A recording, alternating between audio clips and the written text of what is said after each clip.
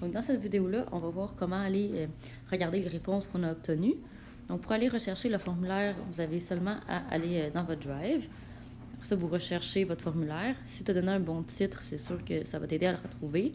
Donc, tu cliques dessus. Ensuite de ça, je vous conseille de l'ouvrir avec Google Chrome ou bien Google. Comme ça, tu n'auras pas de problème d'autorisation.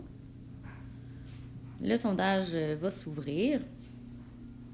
Et puis, quand tu vas dans la section réponses, là, tu vois juste à droite le nombre de personnes qui ont répondu au sondage. Et ensuite, tu as 3 vues différentes. Donc, un résumé pour chaque question, puis pour chaque répondant individuellement. Donc, quand tu vas regarder le résumé, ce qui est bien, c'est que pour chaque question, il va te faire un diagramme circulaire. Donc ici, si on te demande quel est ton sport préféré parmi ceux-ci, il y a un diagramme circulaire avec une légende. Donc, exemple, je vois qu'en vert, c'est 10%. Donc, handball, mais il y a 10% des gens qui ont répondu à mon sondage qui préféraient le handball. Et je vais avoir ici un diagramme circulaire pour chaque question. Donc, c'est sûr que pour avoir un diagramme circulaire, ce que ça prend, c'est soit la liste déroulante, soit les questions à choix multiples. Donc, dans ce temps-là, il va te créer un diagramme circulaire. Si jamais, quand tu as ta réponse, la réponse courte, où les gens doivent écrire un texte, c'est sûr que tu ne pourras pas avoir un diagramme comme ça.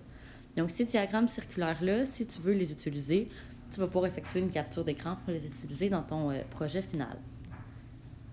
Ensuite de ça, si tu vas voir chaque question, là, tu peux les voir toutes avec le nombre de choix et le nombre de réponses.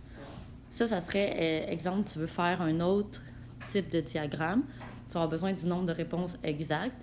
Et puis, tu vas pouvoir créer un tableau avec ça ou bien créer une autre sorte de diagramme. Donc, tu peux changer de question, puis ici, voir le nombre de répondants pour chacune des questions. Donc, si tu as une question ici à réponse plus longue, tu vas pouvoir lire ici chaque réponse qui t'a été donnée. La section qui est un petit peu moins utile pour nous, ça va être la section individuelle, où tu vois une personne, sa réponse à chacune des questions.